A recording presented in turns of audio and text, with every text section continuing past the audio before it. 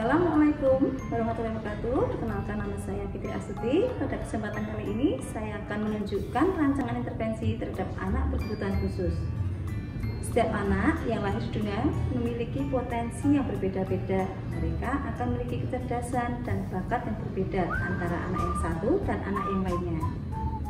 Keterbatasan pada anak tersebut menyebabkan orang tua kurang mengerti dengan potensi yang dimiliki anak. Hampir semua orang tua menginginkan anaknya sempurna, baik dari segi fisik, psikis, dan akademik. Itu adalah pandangan yang kurang tepat. Sikap orang tua yang demikian itu akan membuat keadaan semakin parah dan menyebabkan potensi yang dimiliki anak tidak berkembang secara optimal. Hal ini membuat ruang lingkup pergaulan anak yang memiliki keterbatasan fisik, psikis, maupun akademik semakin sempit dan terbatas. Anak dianggap sebagai anak yang hanya bisa merepotkan. 30 menit bersama teman-teman dan 30 menit lagi berdua bersama saya.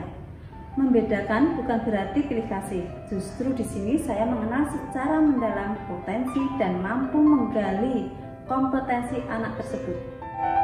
Misalnya, dari hasil asesmen yang disampaikan ke sekolah, ABK di sekolah saya, anak tersebut harus latihan secara taktil. Sebagai latihan sensori integrasi, maka saya membutuhkan 30 menit tanpa teman-teman agar lebih fokus dalam mengendalikan anak tersebut saat mencoba menyentuh finger painting dan latihan dengan selasih. Gangguan yang paling sering dijumpai pada anak ABK terutama usia 2-6 tahun adalah lebih keterlambatan bicara, keterbatasan penggunaan bahasa tubuh, kesulitan komunikasi tersebut yang menyebabkan gangguan perilaku pada anak ABK sehingga menyebabkan munculnya perilaku maladaptif. Akibatnya parah untuk ke depan, kelak jadi perilaku yang agresif dan dapat menyakiti diri sendiri. Latihan seperti apa yang cocok untuk anak ABK?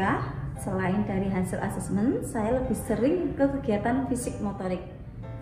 Jadi, tugas pendidik adalah terus mendampingi dan mengamati, bahkan mencatat keseluruhan kegiatan yang telah atau mau dilakukan dan yang tidak dengan segala responnya. Latihan motorik kasar seperti naik meja atau kursi, anak tersebut cepat dan kami pendidik hanya mengarahkan dan membimbing seperti membuat rintangan sambil memasangkan benda sesuai bentuk geometri ataupun masa sebagai latihan kognitif. Latihan motorik halus contohnya seperti memasukkan buah pada pohon.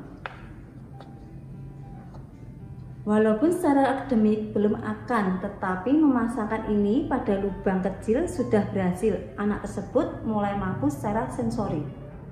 Latihan kognitif seperti mengambil benda sesuai instruksi saya. Dengan contoh benda, misalnya saya tunjuk warna merah, anak tersebut mengambil yang warnanya merah seperti contoh yang saya pegang dari benda lain. Latihan sosio-emosionalnya, saat anak tersebut marah, saya jelaskan ekspresi bahwa itu marah. Marah karena apa? Jika anak tersebut berhasil dalam melakukan tugas, anak tersebut menunjukkan ekspresi bahagia. Dan kami pendidik menjelaskan itu ekspresi bahagia atau senang. Kamu ketawa ya? Senang ya? Bisa berhasil melakukannya?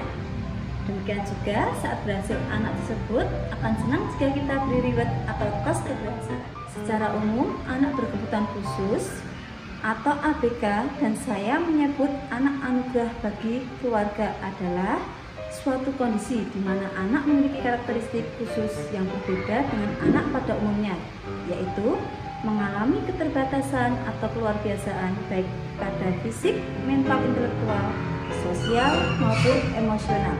Mereka memiliki kesempatan, peluang, dan hak yang sama untuk mendapatkan pendidikan.